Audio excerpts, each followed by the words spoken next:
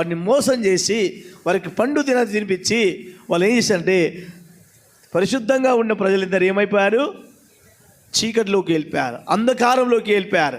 అందుకోసమే దేవుడు ఏమన్నాడంటే వెలుగు కలగజేసిన దేవుడు చీకటిలో ఉండద్దు, మోసంలో ఉండద్దు, అబద్ధంలో ఉండద్దు, అన్యాయంలో ఉండద్దు, అపవిత్రమైన కార్యాలు జరగద్దు అని ఆయన ఆజ్ఞలు ఇచ్చాడు.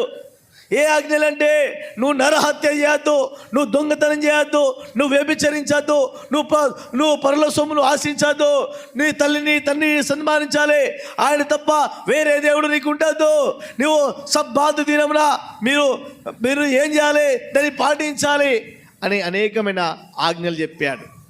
అయినా ఈ చీకట్లో ఉన్న మానవుడు దేవునికి దగ్గర కావాలని ఆలోచించాడు, కానీ కాలేకపోయాడు. దేవుడు ఏం చేశాడంటే బలులు అర్పించమన్నాడు. హల్లెలూయా.